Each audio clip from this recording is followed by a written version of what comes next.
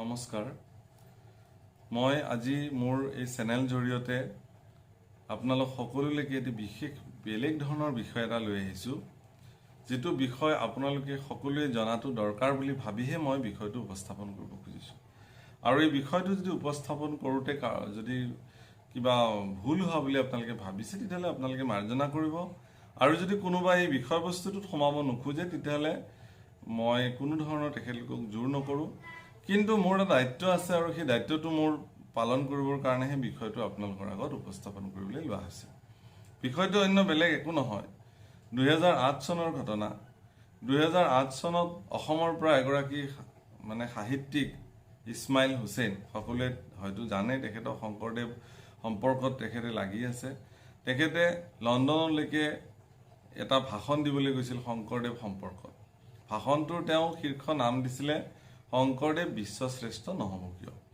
2008 চনৰ 18 অক্টোবৰ ইংলেণ্ডৰ তাতে তেওঁ বক্তৃতাটো প্ৰদান কৰিছিলে আৰু সেই বক্তৃতাটো পিছত তেওঁ আহি অসমলৈ আহি তেওঁ এনেকুৱা এখন কিতাপৰ ৰূপ দিলে আজি কিছুদিন আগতে সোশ্যাল মিডিয়া ফেসবুকত এটা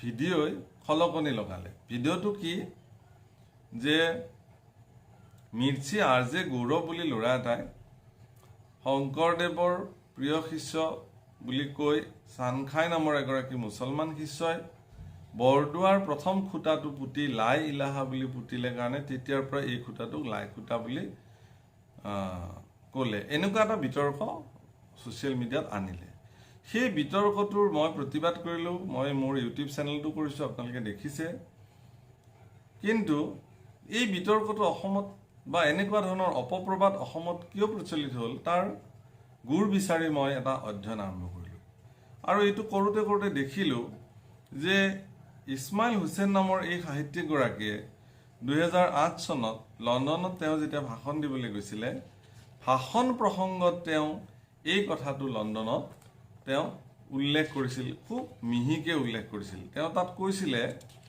যে চানখাই নামৰ এগৰাকী মুছলমান শিষ্য শংকৰদেৱৰ আছিলে আৰু তেওঁ বৰদুৱা আৰু বৰপেটা নামঘৰ নিৰ্মাণতো তেওঁ জড়িত আছে বুলি জনশ্ৰুতি বা জনপ্ৰবাদ পোৱা যায় এনেকুৱা কথা তেওঁ উল্লেখ কৰিছে তে গতিকে মই তেখেতৰ ভাষণটো অধ্যয়ন কৰিবলৈ আৰম্ভ কৰিলো প্ৰথমতে আপোনালোকক কৈ থব খুজো যে ইছমাইল হুছেইন নামৰ ব্যক্তিগৰাকীয়ে এই ভাষণটোৰ জৰিয়তে তেওঁ শংকৰদেৱ গুৰুজনাক মানে আন্তঃৰাষ্ট্ৰীয় স্তৰত তেওঁ যেটো শংকৰদেৱ বিশ্বশ্ৰেষ্ঠ নহব বুলি নহব কিয় শীৰ্ষক এটি তেওঁ ভাষণ দিলে ইমানখিনিলৈ ঠিকই আছে কাৰণ অসমৰ এগৰাকী ব্যক্তিয়ে সুদূৰ লণ্ডনত গৈ আমাৰ পৰম গুৰুজনাক শ্ৰেষ্ঠ কিয় নহব বুলি দাবী তোলাটো সঁচাকৈ তেখেত প্ৰশংসাৰ পাত্ৰ আৰু সেই ফালৰ পৰা আমি তেখেতক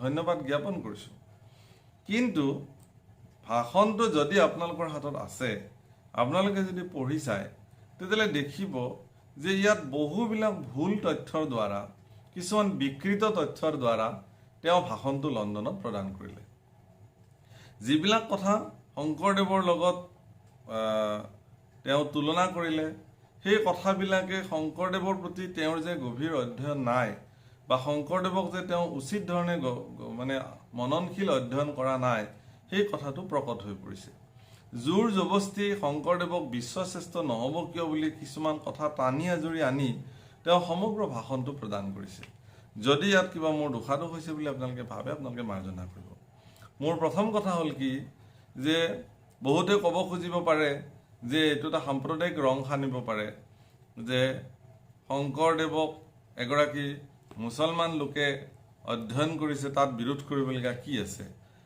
হয় এটো ঠিক আমি তেখেতক স্বাগতম জনাইছো যে তেখেত এগৰাকী ইছলাম ধৰ্মাৱলম্বী লোক আজিও তেওঁ ইছলাম ধৰ্মত দীক্ষিত হৈ আছে তেওঁ হিন্দু ধৰ্ম বা সনাতন ধৰ্মলৈ তেওঁ অহা নাই সনাতন ধৰ্মত তেওঁ এতিয়াও অন্তৰ্ভুক্ত হোৱা নাই নহয়ও তেওঁ এগৰাকী ইছলাম ধৰ্মাৱলম্বী লোক হৈও আমাৰ সনাতন ধৰ্মৰ এগৰাকী অন্যতম ভাৰতবৰ্ষৰ শ্ৰেষ্ঠ গুৰু শংকৰদেৱ সম্পৰ্কীয় তেওঁ অধ্যয়ন কৰিছে তাত আমাৰ কিঞ্চিত মানুহ ক'বলগীয়া নাই, আমি ভাল পাইছোঁ। কিন্তু শংকৰদেৱ সম্পৰ্কে অধ্যয়ন কৰিবলৈ গৈ বা শংকৰদেৱ সম্পৰ্কে বিশ্ব দৰবাৰত কথা ক'বলৈ গৈ যদি বিশুদ্ধ ৰূপত গুৰুজনাৰ কথাখিনি উপস্থাপন নকৰে, তেতিয়াহ'লে নিশ্চয় এই কথাখিনিয়ে আমাৰ উঠি অহা প্ৰজন্মক ক্ষতিগ্ৰস্ত কৰিব। আৰু সেই কথা ভাবিহে মই এই কথাখিনি উপস্থাপন কৰিছোঁ। ইতিমধ্যে আপোনালোকে জানে যে ছ'চিয়েল মিডিয়াত এতিয়া ভাইৰেল হৈ আছে এই বিষয়টো সম্পূৰ্ণ সমগ্ৰ অসমজুৰি এক চৰ্চাৰ বিষয় হৈ পৰিছে। কাৰণ যোৱা 28 অক্টোবৰত মই মোৰ ফেচবুক একাউণ্টৰ জৰিয়তে মই এটা পোষ্ট আপডেট কৰিছিলোঁ। সেই পোষ্টটোৰ পিছতেই গোটেই অসমত এটি হুলস্থুলীয়া পৰিৱেশৰ বা চেপা উত্তেজনা এটাৰ সৃষ্টি হৈছিলে, যে গোটেই সমগ্ৰ অসমত এটা চৰ্চাৰ বিষয় হৈ পৰিছিলে। আৰু বহুতে কৈছিলে যে 2008 চনতে তেওঁ ভাষণ দিছিলে, এতিয়া 2020 চনত ইয়াৰ চৰ্চাৰ কি কাৰণ আছে? কাৰণ আছে, কাৰণ আমি পোৱা নাছিলোঁ। আমাৰ হাতত যেতিয়া পৰিছে তেতিয়াহে আমি গম পালোঁ। কাৰণ তেওঁ লণ্ডনত ভাষণটো দিওঁতে অসমৰ কোনো মানুহেই ভাষণ শুনা নাই। লণ্ডনত থকা প্ৰবাসী অসমীয়াসকলে হয়তো এই ভাষণটো 2-4জনে শুনিছে বা তাত থকা যিখিনি মানুহ তেওঁলোকে শুনিছে। তাৰপিছত আমি নাজানো তেওঁ কি ক'লে তাতে। কিন্তু তেওঁ কি ক'লে এই কথাটো তেওঁ গ্ৰন্থ আকাৰে এই ধৰণে ছপা কৰি উলিয়াইছে। আৰু সেই গ্ৰন্থ মই মোৰ হাতত যেতিয়া পৰিছে মই গ্ৰন্থ অধ্যয়ন কৰিলোঁ।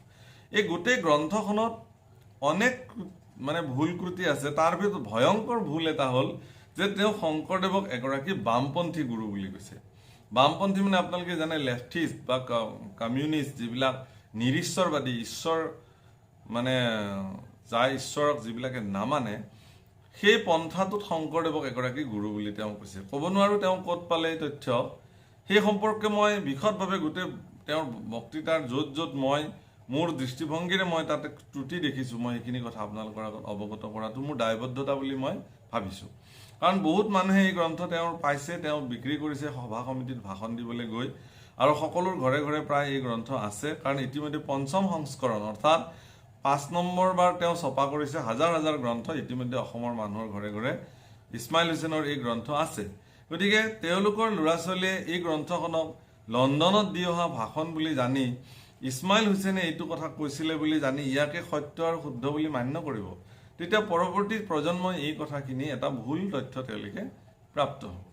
সেইকাৰণে তেওঁলোকে যাতে ভুল তথ্য প্ৰাপ্ত নহয়, তাৰ কাৰণে মই এই কথাখিনি ফেচবুকৰ জৰিয়তে ৰাইজক অৱগত কৰিছিলোঁ।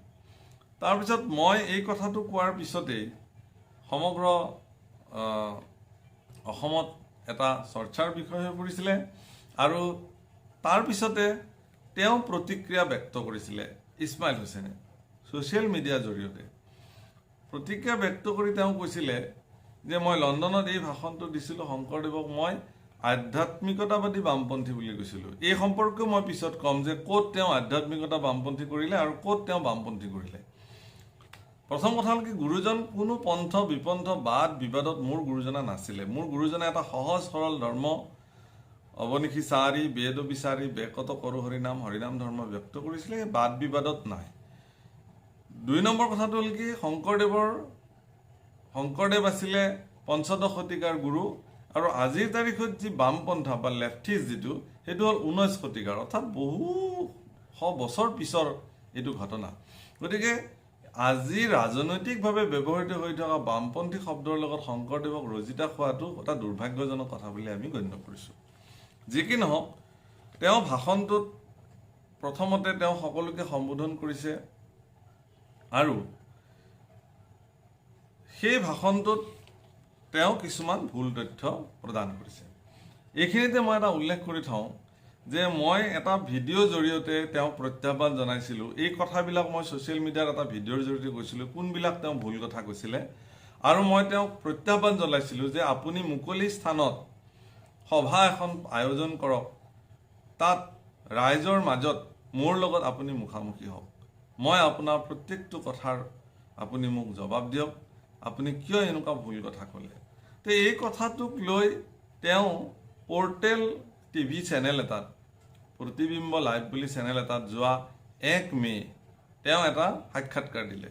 আৰু সেই সাক্ষাৎকাৰটোত তেওঁ মোক এগৰাকী সাম্প্ৰদায়িক লোক বুলি ক'লে, অতি হিন্দুত্ববাদী বুলি ক'লে, আৰু ক'লে কি বুলি, যে মই লণ্ডনত ভাষণ দিবলৈ গৈছোঁ শংকৰদেৱ সম্পৰ্কে মই ভাষণ দিবলৈ গৈছোঁ, মই তোমালোকক সুধি পেলাই যাব লাগিছিল নেকি এই বুলি প্ৰশ্ন কৰিলে। মই গৈছোঁ লণ্ডনলৈ ভাষণ দিবলৈ, তোমালোকক সুধি পেলাই মই যাম নেকি? আৰু এই প্ৰশ্নৰ উত্তৰত মই তেখেতক মোৰ পৰৱৰ্তী ভিডিঅ'ত মই কৈছিলোঁ যে হয় হুছেইন ডাঙৰীয়া, নিশ্চিত ৰূপে আপুনি সুধি যাব লাগিব। কাৰণ কেলে, মই এগৰাকী এতিয়া সনাতন ধৰ্মাৱলম্বী লোক, কিন্তু মই যদি কাইলৈ হজৰত মহম্মদৰ ওপৰত এটা অধ্যয়ন কৰোঁ আৰু ইছলামিক জগতখনত হজৰত মহম্মদ সম্পৰ্কে যদি কোনোবাই মোক বক্তৃতা দিবলৈ মাতে, মই যিমান বৰিষ্ঠ গৱেষক হ'লেও মই হজৰত মহম্মদ সম্পৰ্কে কি কথা ক'ম, সেই কথা ইছলাম ধৰ্মাৱলম্বী গুৰুসকল বা যিবিলাক ইমাম আছে বা যিসকল তেওঁলোকৰ গৱেষক আছে, তেওঁলোকৰ হতুৱাই এবাৰ মোৰ ভাষণটো নিৰীক্ষণ কৰোৱাটো যুক্তিসংগত কথা হ'ব। কাৰণ মই যিহেতু ইছলাম নহয়, গতিকে ইছলাম ধৰ্মাৱলম্বী গুৰু এগৰাকীৰ বিষয়ে ক'বলৈ যাওঁতে তেওঁলোকৰ পৰা মই বিষয়টো জানিবই লাগিব যে এইখিনি কথা উপস্থাপন কৰিব খুজিছোঁ, ইয়াত আপোনালোকৰ কিবা আপত্তি আছে নেকি? ইছমাইল হুছেইন ডাঙৰীয়া যিহেতু বৰ্তমানলৈকে আজিৰ তাৰিখলৈকে তেওঁ এগৰাকী ইছলাম ধৰ্মাৱলম্বী লোক, শংকৰদেৱত তেওঁ শৰণ লোৱা নাই, শংকৰদেৱত তেওঁ ভজন লোৱা নাই, নাম লোৱা নাই, গতিকে শংকৰদেৱক তেওঁ এতিয়াও আধ্যাত্মিক গুৰু বুলি নামানো বুলি তেওঁ নিজে কৈছে যে মই আধ্যাত্মিক গুৰু হিচাপে নামানো, মই সাংস্কৃতিক গুৰু বা সাহিত্যৰ গুৰু হিচাপে মানো। গতিকে শংকৰদেৱক যিজনে আধ্যাত্মিক গুৰু হিচাপে মানিব পৰা নাই, তেওঁ শংকৰদেৱ সম্পৰ্কে লণ্ডনত ভাষণ দিবলৈ যোৱাৰ আগতে অসমত যিমানবিলাক শংকৰদেৱ সম্পৰ্কীয় গৱেষক পণ্ডিত আছে, সত্ৰাধিকাৰ আছে, পদাধিকাৰসকল আছে, প্ৰচাৰকসকল আছে, তেওঁলোকৰ পৰা এবাৰ এই ভাষণটো দেখুৱাই তেওঁ যোৱাটো যুক্তিপূৰ্ণ কথা আছিল বুলি আমি মনে বিবেচনা কৰোঁ। এতিয়া কথাটো হ'ল কি, তেখেতে ভাষণটোৰ প্ৰাৰম্ভণিতে পৃষ্ঠা নম্বৰ 7, যিটো তেওঁৰ দ্বিতীয় সংস্কৰণ মোৰ হাতত আছে, এতিয়া পঞ্চম সংস্কৰণো মোৰ হাতত আছে, কাৰণ মই এইকাৰণে আপোনালোকক দেখুৱাব খুজিছোঁ এইখন দ্বিতীয় সংস্কৰণ আৰু এইখন পঞ্চম সংস্কৰণ। পঞ্চম সংস্কৰণ আৰু দ্বিতীয় সংস্কৰণ বেলেগ বেলেগ, কিন্তু দ্বিতীয় সংস্কৰণত কিছুমান বেলেগ কথা আছে আৰু 5 নম্বৰ সংস্কৰণটোত একেটা ভাষণৰে কিছুমান বেলেগ বেলেগ কথা আছে। এতিয়া আমাৰ এইখিনিতো প্ৰশ্ন হয় যে তেখেতে আচলতে ভাষণটো এটা ভাষণ দিছিল নে 4টামান ভাষণ দিছিল লণ্ডনত? কাৰণ এটা ভাষণৰ 4টামান সলনি হ'ব নোৱাৰে। গতিকে তেখেতৰ প্ৰাৰম্ভণিতে এটা শব্দ খুব ব্যৱহাৰ কৰিলে যে আজি আপোনালোকৰ আগত এনে এগৰাকী জগতগুৰু সম্পৰ্কে আলোচনা কৰিবলৈ ওলাইছোঁ যাৰ তুলনা আধুনিক যুগত খুব কম মানুহৰ সৈতেই হয়। এইটো তেখেতৰ প্ৰথম বাক্য। লণ্ডনত ইছমাইল হুছেইনৰ শংকৰদেৱ সম্পৰ্কীয় ভাষণৰ প্ৰথমটো তথ্য তেওঁ দাঙি ধৰিছে। কি বুলি কৈছে মই আকৌ এবাৰ আপোনালোকক পঢ়ি শুনাইছোঁ, আপোনালোকৰ ঘৰত যদি গ্ৰন্থখন আছে মেলি লওক। প্ৰথমতে সূচনা 7 নম্বৰ পেজ। আজি আপোনালোকৰ আগত এনে এগৰাকী জগতগুৰু সম্পৰ্কে আলোচনা কৰিবলৈ ওলাইছোঁ যাৰ তুলনা আধুনিক যুগত খুব কম মানুহৰ সৈতে হয়। তেওঁ ক'লে যে এনেকুৱা এগৰাকী মই ব্যক্তিৰ কথা আলোচনা কৰিবলৈ লৈছোঁ যাক পৃথিৱীৰ খুব কম সংখ্যক মানুহৰ সৈতে তুলনা কৰা হয়। তাৰ মানে কি, শংকৰদেৱৰ লগত তুলনা কৰিব পৰা মানুহ আৰু পৃথিৱীত আছে, কম সংখ্যক মানে কেইজনমান হ'লেও আছে, 2জন আছে, 4জন আছে, 5জন আছে, কোনোবা আছে। কাৰ লগত শংকৰদেৱক তুলনা কৰিব পাৰি সেই সম্পৰ্কে কিন্তু তেওঁ ইয়াত উল্লেখ কৰা নাই। কিন্তু তেওঁ এইটো কথা ক'বলৈ পাহৰা নাই যে শংকৰদেৱৰ লগত তুলনা কৰা মানুহ পৃথিৱীত কম সংখ্যক হ'লেও কোনোবা নহয় কোনোবা আছে। এতিয়া মই আহিলোঁ মূল কথালৈকে। যিজন ব্যক্তিয়ে লণ্ডনত শংকৰদেৱ সম্পৰ্কে ভাষণ দিবলৈ গৈছিলে, মই তেওঁক প্ৰশ্ন কৰিছিলোঁ যে আপুনিতো মাধৱদেৱতকৈ শংকৰদেৱক বেছিকৈ নাজানে? কোনেও নাজানে। ইছমাইল হুছেইন বেলেগ কথা, অসমৰ কোনো মানুহে মাধৱদেৱে শংকৰদেৱক যেনেকৈ জানিছিল আজিলৈকে দ্বিতীয় কোনো ব্যক্তি ওলোৱা নাই শংকৰদেৱক জানিব পৰা নাই। সেইগৰাকী মাধৱদেৱে গুৰু ভতিমা বুলি যি ভতিমা লিখি থৈ দিছে, আমি সদায় প্ৰসংগত গাওঁ, তাত কিন্তু গুৰুজনাৰ পৰিচয় প্ৰথমটো মানে পদতেই মাধৱ পুৰুষে দিছে কি, জয় গুৰু শংকৰ সৰ্বগুণাকৰ যাকেৰি নাহিকে উপাহ তুহাৰি চৰণকু ৰেণু শতকোটি বাৰেকো কৰো প্ৰণাম। অৰ্থাৎ হে শংকৰ গুৰু, তোমাৰ জয় জয়কাৰ কৰিছোঁ, তোমাৰ সৈতে কাকো তুলনা কৰিব নোৱাৰি। অৰ্থাৎ মহাপুৰুষ শংকৰদেৱৰ লগত তুলনা কৰিব পৰা মানুহ বা ব্যক্তি বা সত্তা পৃথিৱীত আৰু দ্বিতীয়জন নাই। এয়া মাধৱ পুৰুষে স্বীকাৰোক্তি দিছে। এতিয়া আমি যদি ইছমাইল হুছেইনে লণ্ডনত কোৱা কথাটোক ধৰি লওঁ তেতিয়াহ'লে আমি মাধৱদেৱক অৱজ্ঞা কৰিব লাগিব। আৰু যদি মাধৱদেৱৰ কথাভাগিক যদি আমি গুৰুত্ব দিওঁ তেতিয়াহ'লে ইছমাইল হুছেইনে যে লণ্ডনত দিয়া ভাষণৰ প্ৰথমটো বাক্যই ভুলকৈ ক'লে সেই কথাটো প্ৰমাণিত হৈ যায়। কাৰণ কিয় তেওঁ কৈছে আধুনিক যুগত খুব কম মানুহৰ সৈতে তুলনা হয়। কম মানুহ মানে আৰু আছে, কোন কোন আছে সেই কথা ইছমাইল হুছেইনক মই সুধিছিলোঁ যে আপুনি কওক কোন মানুহৰ লগত শংকৰদেৱক তুলনা কৰিব পৰা যায়, সেই ব্যক্তিগৰাকীক আমিও এবাৰ জানিব মন যায়। প্ৰভুসকল, শংকৰদেৱক তেওঁ ধৰ্মগুৰু হিচাপে নামানে, তেওঁ বহুবাৰ উল্লেখ কৰিছে। আধ্যাত্মিক গুৰু হিচাপে তেওঁ নামানে, তেওঁ সাংস্কৃতিক গুৰু, সামাজিক গুৰু, সাহিত্য গুৰু। এতিয়া আপোনালোকে মোক কওকচোন, শংকৰদেৱ গুৰুজনাই কি সাংস্কৃতিক গুৰু হ'বৰ কাৰণে সংস্কৃতি চৰ্চা কৰিছিল নেকি? শংকৰদেৱে নাটকৰ গুৰু হ'বৰ কাৰণে নাট ৰচনা কৰিছিল নেকি? শংকৰদেৱে নিজকে সমাজ বিজ্ঞান হিচাপে প্ৰতিষ্ঠা কৰিবৰ কাৰণে তেওঁ মানে সমাজ সংস্কাৰ কৰিছিল নেকি? নাই কৰা। গুৰুজনা এগৰাকী পৰম শক্তিশালী আৰু মানসিকভাৱে অত্যন্ত সচেষ্ট মহাপুৰুষ আছিল, যিজনে খুব কম সময়ৰ ভিতৰতে তেওঁ সমস্ত শাস্ত্ৰ আদি মন্থন কৰি তেওঁ জাগতিক জগতত আমাৰ দৰে মূঢ়মতীসকলৰ কাৰণে এটি বিশুদ্ধ ধৰ্ম প্ৰচাৰ কৰিবৰ কাৰণে সকলো কৰ্ম কৰিছিল। গতিকে শংকৰদেৱ নিশ্চিন্তকে এগৰাকী ধৰ্মগুৰু। ধৰ্ম প্ৰতিষ্ঠা কৰিবলৈ শংকৰদেৱে সাহিত্য ৰচনা কৰিছিল, যিবিলাক সাহিত্য সনাতনী সাহিত্য। ধৰ্ম প্ৰৱৰ্তন কৰিবৰ কাৰণে শংকৰদেৱে কি কৰিছিলে? নাট কৰিছিলে, ভাওনা কৰিছিলে, বৰগীত কৰিছিলে, শিল্প আদি কৰ্ম সাধন কৰিছিলে। গতিকে এতেকে নিশ্চিত ৰূপে শংকৰদেৱ প্ৰথম পৰিচয়, শংকৰদেৱ এগৰাকী আধ্যাত্মিক গুৰু। গতিকে এনেকে তেওঁ বিভিন্ন এনেকুৱা ধৰণৰ কথা ইয়াত কৈছে। আৰু কৈছে যে তেওঁ পৃষ্ঠা নম্বৰ 8 তেওঁ কৈছে যে শংকৰদেৱ ধৰ্মগুৰু হৈও ধৰ্ম নিৰপেক্ষতাৰ বাটকটীয়া আছিল। এতিয়া মোকে আপোনালোকে কওকচোন, তেওঁ কি উদ্দেশ্যত এই কথাটো ক'লে? ধৰ্মগুৰু কোনোবা দিনা ধৰ্ম নিৰপেক্ষ হ'ব লাগিব নেকি? ধৰ্ম নিৰপেক্ষ হ'লে শংকৰদেৱে কি ধৰ্মৰ আমাক শিক্ষা দিব? তেওঁ যিকোনো এটা ধৰ্মক সপক্ষে তেওঁ স্বীকাৰ কৰি লৈছে, সেই ধৰ্ম ব্যৱস্থাটোৰ তেওঁ পক্ষত বহি আছে, সেইকাৰণে তেওঁ ধৰ্মগুৰু। পৃথিৱীত এনেকুৱা কোন ধৰ্মগুৰু আছে যি ধৰ্ম নিৰপেক্ষ? তেওঁ যাক গুৰু মানে হজৰত মহম্মদ। হজৰত মহম্মদ ধৰ্ম নিৰপেক্ষ গুৰু নেকি? হজৰত মহম্মদো ধৰ্ম নিৰপেক্ষ গুৰু নহয়, এই কথা চবেই জানে। ইন্দিৰা গান্ধীৰ প্ৰধানমন্ত্ৰীত্ব কালত তেওঁ সংবিধানত ধৰ্ম নিৰপেক্ষ বা ছেকুলাৰিজিম শব্দটো ব্যৱহাৰ কৰিছিল। গতিকে এইটো 500 বছৰ আগত মোৰ মহাপুৰুষ শংকৰদেৱ গুৰুজনাৰ লগত কোনোবাই যদি তেনেকুৱা এটা ৰাজনৈতিক উদ্দেশ্য প্ৰণোদিত শব্দ যদি গুৰুজনাৰ লগত প্ৰয়োগ কৰে, তেতিয়াহ'লে এই কথা কোনে মানি ল'ব? এই কথা মানি ল'ব কোনেও নোৱাৰে। গতিকে ধৰ্মগুৰুসকল কেতিয়াও ধৰ্ম নিৰপেক্ষ হ'ব নোৱাৰে।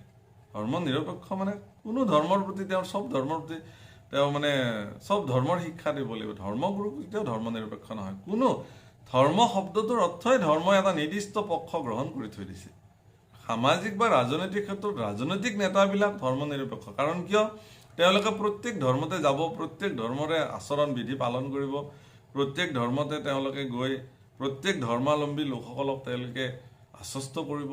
সেইটো তেওঁলোকৰ চৰিত্ৰ, এইটো ৰাজনৈতিক ব্যৱস্থা। এগৰাকী ধৰ্মগুৰুক তেনেকুৱা ৰাজনৈতিক উদ্দেশ্য প্ৰণোদিত শব্দৰে বিভূষণ কৰাটো লণ্ডনত গৈ মুঠেই আমি ভাবোঁ উচিত কথা হোৱা নাই। তদুপৰি তেওঁ ভাষণটোত কিছুমান এনেকুৱা কথা কৈছে, সেই কথাসমূহ ইয়াতে আপুনি মন কৰিব। তেওঁ কৈছে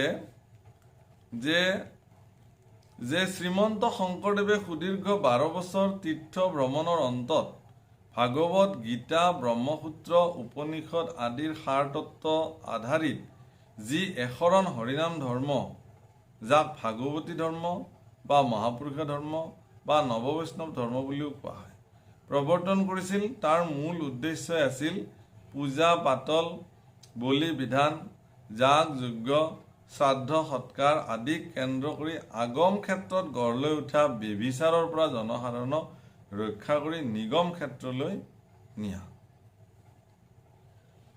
এতিয়া ইয়াতে কিছুমান কথা তেওঁ এটা শব্দ লিখিছে শ্ৰাদ্ধ সৎকাৰ, মানে এইবিলাক বেবিচাৰ বুলি কৈছে। পূজা পাতল, বলি বিধান, যাগ যজ্ঞ, শ্ৰাদ্ধ সৎকাৰ আদি এইবিলাক বেবিচাৰ, এইবিলাক হ'ল আগম পন্থৰ বস্তু।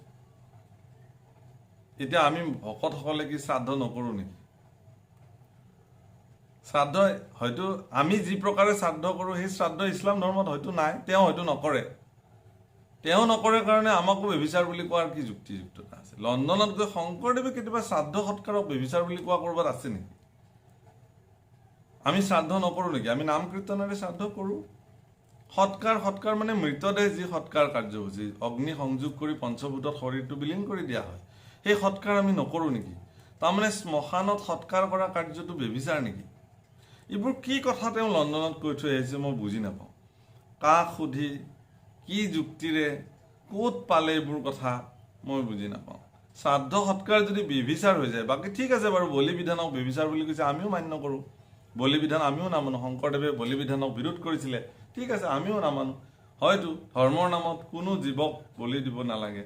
অকল শংকৰদেৱৰ ক্ষেত্ৰতে প্ৰযোজ্য হ'ব এনে নহয়। তেওঁ নিজে এগৰাকী ইছলাম ধৰ্মাৱলম্বী লোক। ঈদৰ নামত কিমান লক্ষ লক্ষ গৰু কুৰবানী হয়, সেইবিলাক ধৰ্মৰ নামত বলি নহয় নেকি? তাৰ কাৰণে তেওঁ কি কৈছে? তাৰ কাৰণে তেওঁ কি ব্যৱস্থা লৈছে? ক'লেওতো নহ'ব। গতিকে তেওঁ ক'ব পাৰিব নেকি ইছলাম ধৰ্মত যায় কোনো কেতিয়াবা যে এইবিলাক বেবিচাৰ বুলি? তেওঁৰ শক্তি হ'ব জানো?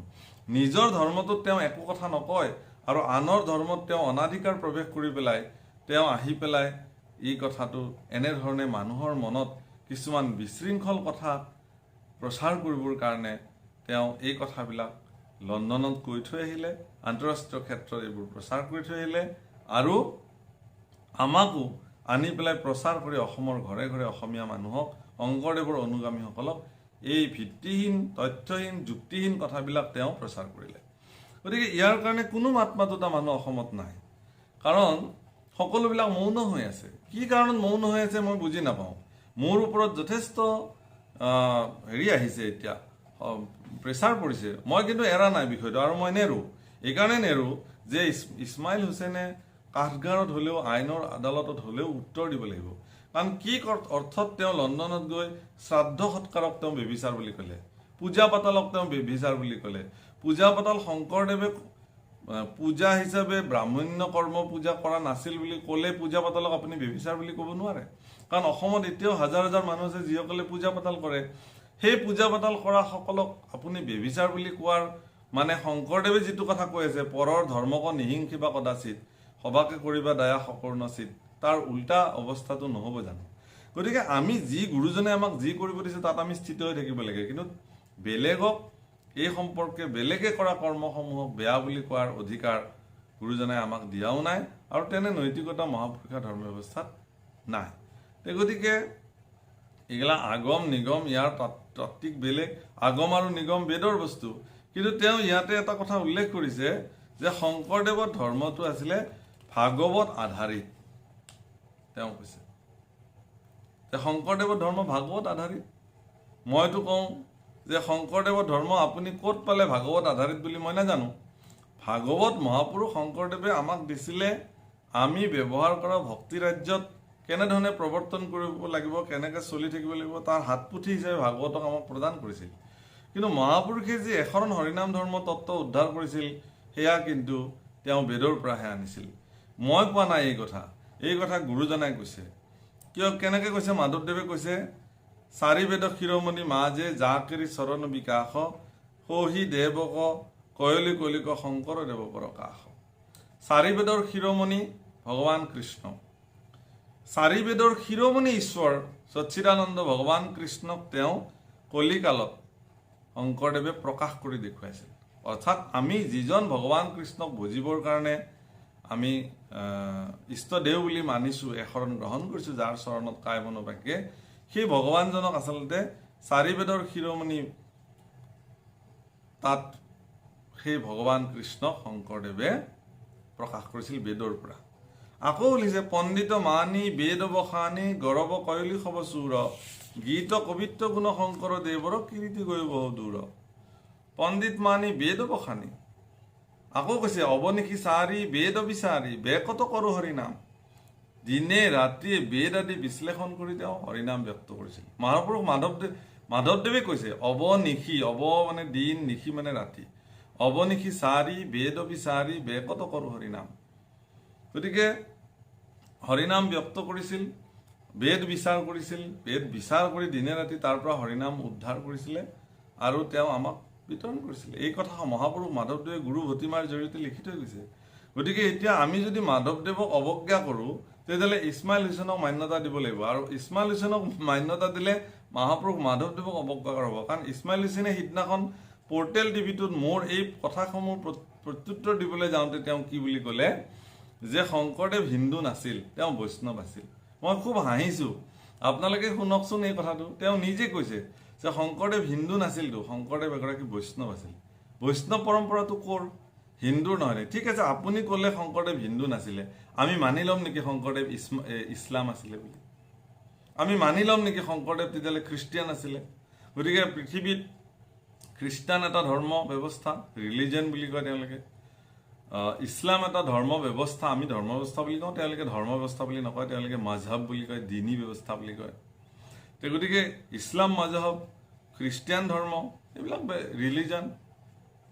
হিন্দু এটা ধৰ্ম নহয়, আচলতে হিন্দু এটা সভ্যতা বা সংস্কৃতি। ধৰ্ম আমাৰ সনাতন, মহাপুৰুষ শংকৰদেৱে লিখিছে ইটো বিতুপন ধৰ্ম সনাতন। কিন্তু শংকৰদেৱ হিন্দু আছিল, এই কথা তেওঁ জোৰ জুলুমকে সিদিনাখন সাক্ষাৎকাৰত বাৰে বাৰে কৈছে যে শংকৰদেৱটো হিন্দু নাছিল, এওঁলোকে হিন্দু সজাবলৈ গৈ আছে শংকৰদেৱক। আমি হিন্দু সজাবলৈ গৈ আছো শংকৰদেৱক, এতিয়া কি সজাম তেতিয়াহ'লে? আপুনিতো গৱেষ ২৭খন গুৰুচৰিত আপোনাৰ ঘৰত আছে, ২৭খন গুৰুচৰিত আপোনাৰ ঘৰত আছে, আপুনি এই বুলি কয় মানুহ। তো আপুনি এতিয়া কৈ আছে কি যে শংকৰদেৱ হিন্দু নাছিল, বৈষ্ণৱ আছিল। বৈষ্ণৱ এটা হিন্দুৰ অন্যতম পৰম্পৰা, শৈৱ এটা হিন্দুৰ অন্যতম পৰম্পৰা, গাণপত্য এটা হিন্দুৰ অন্যতম পৰম্পৰা, প্ৰজাপত্য এটা হিন্দুৰ অন্যতম পৰম্পৰা, শাক্ত এটা হিন্দুৰ অন্যতম পৰম্পৰা। তাৰে আমি বৈষ্ণৱ পৰম্পৰা মানি চলো।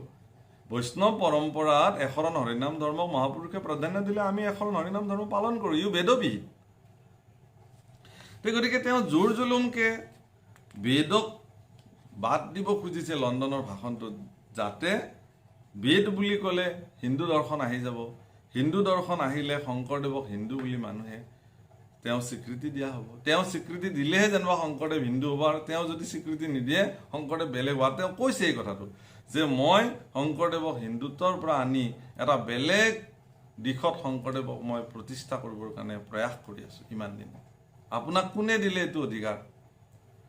মহাপুৰুষে ধৰ্ম ব্যৱস্থাত কৈছে আপুনি আচৰি ধৰ্ম আনকো শিকায়। এবাৰ এটা চাৰিআলিত তেওঁৱে মই একেলগে এখন সভাত বক্তৃতা দিলোঁ। তেওঁ মোতকৈ আগতে বক্তৃতা দিলে আৰু মই তেওঁতকৈ পিছত দিলোঁ। মই মোৰ বক্তৃতাত মই স্পষ্টভাৱে কৈছিলোঁ যে মহাপুৰুষে ধৰ্মৰ আটাইতকৈ শ্ৰেষ্ঠ কথাটো হ'ল আপুনি আচৰি ধৰ্ম আনকো শিকায়। আগে নিজে আচৰণ কৰিব লাগিব, তাৰপিছতে আনক শিকাব লাগিব। মই নিজে শৰণ ভজন হ'ব লাগিব, তাৰপিছতহে মই আপোনাক শৰণ হোৱা কথা ক'ব পাৰিম। মই নিজে শৰণেই হোৱা নাই আৰু মই ভাষণ দিবলৈ গৈ যদি কওঁ আপোনালোকে শৰণ লওক, শংকৰদেৱক মই গুৰুৱে মনা নাই আৰু মই ভাষণ দি আছোঁ আপোনালোকে শংকৰদেৱক গুৰু মানক। আৰু মই কৃষ্ণক নভজো, মই বেলেগক ভজো, বেলেগ প্ৰক্ৰিয়াৰে মই বেলেগ ভগৱানক ভজো, আৰু মই আপোনালোকক কৈ আছোঁ আপোনালোকে কৃষ্ণক ভজক, যাদৱ যদুনন্দন মই ঘোষা গাইছোঁ। তো এইবিলাক আপোনালোকে মানিব জানো? ভাগৱতৰ প্ৰাৰম্ভণিতে এটা কথা কৈছে যে উপদেশী লোক হওক কৃষ্ণত সন্মুখ। যিবিলাক উপদেশী লোক তেওঁলোকে কৃষ্ণ সন্মুখী হ'বই লাগিব। অৰ্থাৎ কৃষ্ণত নিজক সমৰ্পিত হোৱাৰ পিছতহে আপুনি কৃষ্ণ কথা আনক ক'ব পাৰিব, অন্যথা আপুনি কৃষ্ণ কথা কোৱাৰ অধিকাৰ নাই। আমাৰ সমাজ ব্যৱস্থাবিলাকত অশৰণীয়া ব্যক্তিবিলাকক আমি একো কাম কৰিব নিদিওঁ, তেওঁলোকে নিজেও নকৰে যে মই শৰণ লোৱা নাই গতিকে মই এইবিলাক কাম মই নকৰোঁ। ইভিন ভাগৱত পাঠত বহি যদি কোনোবাই ভাগৱত চৰ্চা কৰিবলৈ আহে 100 বাৰ সোধা হয় আপুনি শৰণ লৈছেনে? যদি আপুনি শৰণে লোৱা নাই আপুনি ভাগৱতৰ ব্যাখ্যা কেনেকৈ কৰিব? আমাৰ সমাজত এইবিলাক এতিয়াও প্ৰচলিত হৈ আছে। আপোনালোকে নহয় বুলি কওকচোন যে আমাৰ গাঁৱে ভূঞে যদি এশৰণীয়া হৰিনাম ধৰ্মৰ সমাজ ব্যৱস্থাত যদি আমি শৰণ নোলোৱা মানুহ এজনক ভাগৱতৰ আসনত নবহুৱাওঁ, ভজন নোলোৱা মানুহ এজনক পৰা যদি আমি কৃষ্ণ কথা নুশুনো, তেতিয়াহ'লে ইছমাইল হুছেইনে কোন গোসাঁত্যতে কোন শৰণাচাৰ্যৰ তাতে তেওঁ শৰণ ভজন ল'লে? তেওঁৰ মুখে আমি ভাগৱত কথা শুনি আছোঁ, তেওঁৰ মুখে আমি শংকৰদেৱৰ গুণানুকীৰ্তন শুনি আছোঁ। শংকৰদেৱেতো প্ৰথমতেই কৈছে যে হুয়া একো শৰণ যিজনে শুনে আকৌ পাৱে পৰমপদ সুখে নিস্তৰে মায়াক। গুৰুজনে ভাগৱতৰ প্ৰাৰম্ভণিতে লিখিছে যে তুমি প্ৰথম শৰণ হ'ব লাগিব, তাৰপিছত ভাগৱত শুনিব লাগিব। পাছত ভাগৱত আপুনি পঢ়িব লাগিব, ভাগৱতৰ মতে চলিব লাগিব। গতিকে সেই শংকৰদেৱৰ কোৱা নিৰ্দেশনাটোক অৱজ্ঞা কৰি কেৱল তেওঁ শংকৰদেৱৰ নিৰ্দেশনা অৱজ্ঞা কৰি তেওঁ শংকৰদেৱৰ কথা কৈ ফুৰাটো কিমান যুক্তিসংগত গাঁৱে ভূঞে মানুহৰ মাজে মাজে? এই কথা কোনোবাই ক'ব পাৰে যে ইছমাইল হুছেইনে শংকৰদেৱৰ কথা কয় কাৰণে আপুনি বিৰোধ কৰিছে। মই সেইকাৰণে বিৰোধ কৰা নাই। ইছমাইল হুছেইনৰ দৰে হেজাৰজন ব্যক্তিয়ে যদি ইছলাম ধৰ্মাৱলম্বী লোকে যদি শংকৰদেৱ গৱেষণা কৰিবলৈ আহে, আমাৰ তাত কোনো আপত্তি নাই।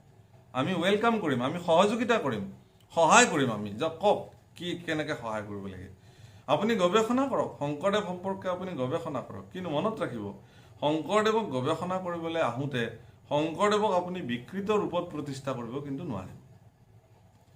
2 নম্বৰ হ'লকে শংকৰদেৱ সম্পৰ্কে ক'ৰবাত আপুনি উপদেশ দিবলৈ যাওঁতে শংকৰদেৱে বান্ধি দিয়া নিয়মটো আপুনি আচৰি ধৰ্ম আনকো শিকায়, আগে নিজে আচৰণ কৰিব লাগিব, আনক শিকাব লাগিব। তেওঁ লণ্ডনৰ ভাষণটোত বাৰে বাৰে কৈছে যে কৈছে যে শংকৰদেৱৰ ধৰ্মৰ প্ৰতি আকৃষ্ট হৈ বহুত মুছলমান লোকে শংকৰদেৱত শৰণ লৈছে। শংকৰদেৱৰ বাণীয়ে তেওঁলোকৰ হৃদয় জয় কৰিছিল। আচ্ছা, যদি সেই সময়ত শংকৰদেৱৰ বাণী আদৰ্শই যদি মুছলমানৰ হৃদয় জয় কৰি তেওঁলোকে যদি ইছলাম ধৰ্ম এৰি এশৰণ হৰিনাম ধৰ্মত যদি প্ৰবৃত্ত হ'ব পাৰিছিল, আজি ইমান বছৰে আপুনি কি গৱেষণা কৰিলে যে শংকৰদেৱৰ বাণীয়ে আপোনাৰ হৃদয় আজিও জয় কৰিব পৰা নাই? সেইকাৰণে আপুনি আজিও শৰণ ল'ব পৰা নাই। মই আপোনাক শৰণ ল'ব লাগিব বুলি কোৱা নাই। এই কথা বাৰম্বাৰ মই কওঁ যে ইছমাইল হুছেইনে শৰণ ল'ব লাগিব বুলি মই কোৱা নাই। আমি কেতিয়াও এইটো অনুভৱ নকৰোঁ যে আপুনি শৰণ লওক বুলি। ল'লেও ল'ব, নল'লেও নাই। কিন্তু শংকৰদেৱ সম্পৰ্কে অধ্যয়ন কৰিবলৈ আহোঁতে আপুনি শংকৰদেৱক শৰণ ল'ব লাগিব এনে কোনো কথা নাই। শংকৰদেৱ সম্পৰ্কে আপুনি গৱেষণামূলক গ্ৰন্থ চপাওঁতে আপুনি শংকৰদেৱৰ শৰণ ল'ব লাগিব বুলি কোনো কথা নাই। আমাৰ ইউনিভাৰ্চিটিত বহুত গৱেষক পণ্ডিত আছে, PhD কৰিছে মাধৱদেৱৰ নামঘোষাক লৈ, শংকৰদেৱৰ কীৰ্তনক লৈ, শংকৰদেৱৰ বৰগীতক লৈ, কিন্তু তেওঁলোকেতো শৰণ ভজন লোৱা নাই। তেওঁলোকৰ কথা এইটো, আপুনিও তেনেকুৱা কৰক, কিন্তু বিকৃত ৰূপত আপুনি শংকৰদেৱক উপস্থাপন কৰিব নোৱাৰিব। আৰু শংকৰদেৱ সম্পৰ্কে আপুনি কাৰোবাক উপদেশ দিবলৈ যোৱাৰ আগতে শংকৰদেৱৰ যে বান্ধি থৈ যোৱা নিয়মক আপুনি উলংঘা কৰিব নোৱাৰিব। কাৰণ এইটো এটা আভুৱা ভাৰি আছে সমগ্ৰ অসমৰ মানুহক। নামঘৰত গৈ বহিছে, গুৰু আসনত কোনো কালে সেৱা নজনায়। সকলোৱে এই কথা আজি জানে যে নামঘৰত সোমাই বহে, কিন্তু গুৰু আসনৰ প্ৰতি তেওঁ সেৱা নজনায়। এবাৰ তেওঁ ভাওনা কৰিবলৈ গ'ল মাজুলীত, যাওঁতে তাতে তেওঁ ভাওনা কৰাৰ আগমুহূৰ্তত ভাওনা শিকোৱা বৰবায়নে যেতিয়া তেওঁ গুৰু আসনৰ আগত আঁঠুলৈ প্ৰাৰ্থনা কৰিবলৈ ক'লে, তেতিয়া তেওঁ অমান্তি কৰিলে যে মইতো প্ৰাৰ্থনা কৰিব নোৱাৰিম। কাৰণ এইটো হয়ো, কাৰণ কোনো ইছলাম ধৰ্মাৱলম্বী লোকে তেওঁলোকৰ নিয়ম মতে তেওঁলোকে কোনো আল্লাহ ব্যতিৰেকে কোনো কৃষ্ণ, ৰাম, অন্য ভগৱানৰ ওচৰত তেওঁলোকে শিৰ দোৱাব নোৱাৰে। তেওঁলোকৰ এই নৈতিক অধিকাৰ নাই। সেইটোক তেওঁলোকক কাফেৰ বুলি কোৱা হ'ব। সেইটো নিয়ম তেওঁলোকৰ আছে, সেইকাৰণে তেওঁ নকৰে। গতিকে তেওঁ গুৰু আসনত সেৱা নকৰিলে, এইটো এটা বিতৰ্ক হ'ল। তাৰপিছত ভাওনা শিকা তেওঁ তাতে নহ'ল, তাৰপিছত বেলেগত তেওঁ শিকি ল'লে।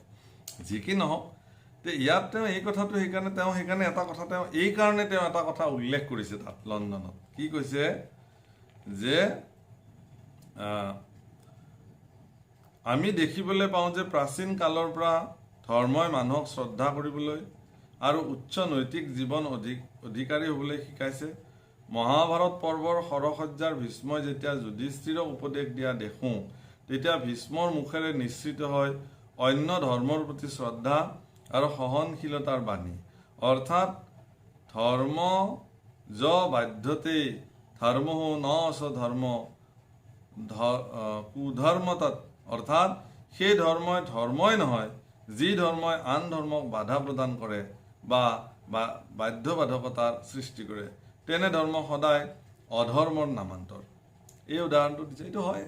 কাৰণ যিটো কথা তেওঁ উদাহৰণ আনিছে, তেওঁ ক'ব বিচাৰে যে তেওঁ উদাহৰণ দিছে, তাৰ তৎমুহূৰ্ততে আপোনালোকে চাব, তাৰ পিছৰ বাক্যত কৈছে ধৰ্মৰ এই সহনশীল দৃষ্টিভংগীৰ কথা কোৰাণ বা হাদিছতো পোৱা যায়, যথা লা ইক্ৰাহা ফিদ দিন, ধৰ্মৰ ক্ষেত্ৰত বাধ্যবাধকতা বা জোৰ জুলুম নাই। কোৰাণৰ মতে যিসকলে আল্লাহৰ বাহিৰে আন কাৰো উপাসনা কৰে তেওঁলোকক নিন্দা নকৰিব।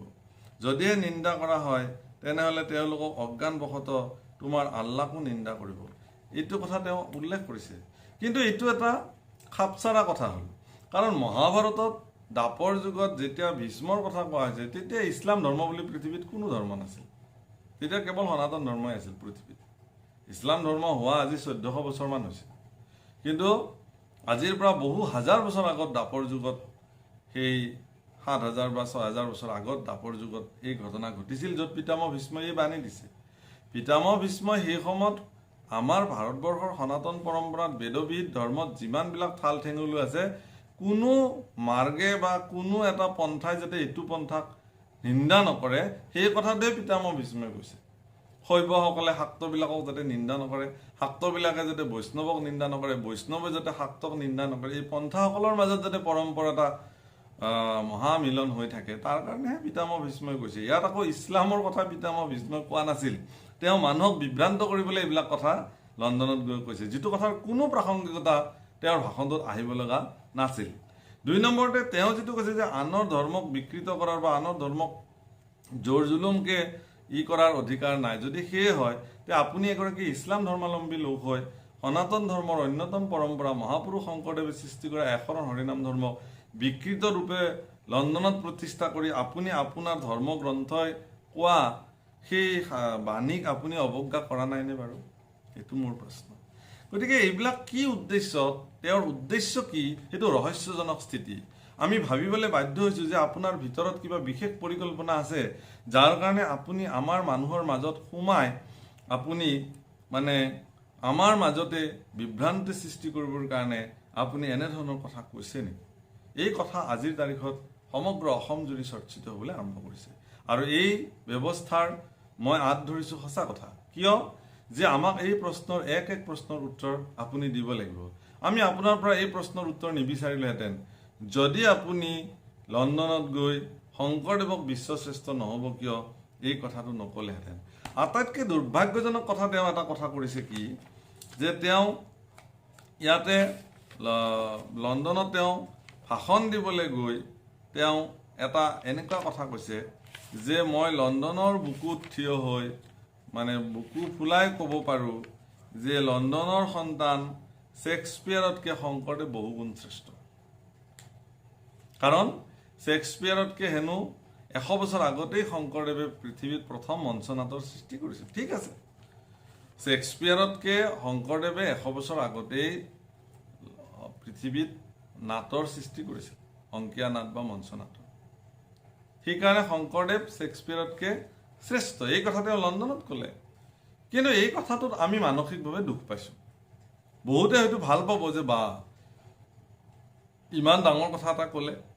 লণ্ডনত গৈ শেক্সপিয়াৰ নাট্য সম্ৰাট বুলি সমগ্ৰ পৃথিৱীয়ে যাক জানে সেই শেক্সপিয়াৰতকৈও শংকৰদেৱক শ্ৰেষ্ঠ কৰি থৈ আহিলে এইজনটো কম মানুহ নহ'ব কিন্তু মোৰ আপোনালোকৰ প্ৰতি নিবেদন যে এই কথাটো আপোনালোকে কি দৃষ্টিভংগীৰে ল'ব মোৰ আপোনালোকৰ প্ৰতি নিবেদন এই বিষয়টো আপোনালোকে কি ভাবেৰে ল'ব ধৰি লওক আজি লণ্ডনৰ পৰা এগৰাকী ব্যক্তিয়ে যদি শেক্সপিয়াৰৰ বিষয়ে নাট্য সম্ৰাট শেক্সপিয়াৰৰ বিষয়ে যদি ভাষণ দিবলৈ আহি যদি তেওঁ শংকৰদেৱক নস্যাৎ কৰি থৈ যায় যে আপোনালোকৰ শংকৰদেৱতকৈও আমাৰ শেক্সপিয়াৰ বহু পৰিমাণে শ্ৰেষ্ঠ তেতিয়া আমাৰ বাৰু ভাল লাগিবনে আমাৰ কেতিয়াও ভাল নালাগে লণ্ডনৰ প্ৰবাসী ইয়াত মানুহ যিসকল আছে তেওঁলোকৰ ভাল লাগিব কাৰণ তেওঁলোকৰ এগৰাকী পুৰুষক তেওঁলোকৰ মানুহ আহি ইয়াত শ্ৰেষ্ঠ কৰি থৈ গ'ল তেওঁলোকৰ ভাল লাগিব হয়তো লণ্ডনত বহি থকা অসমীয়াকেইটাৰ ভাল লাগিব পাৰে যে বা ইয়াত আহি পেলাই আমাৰ মহাপুৰুষক শ্ৰেষ্ঠ কৰি থৈ গ'ল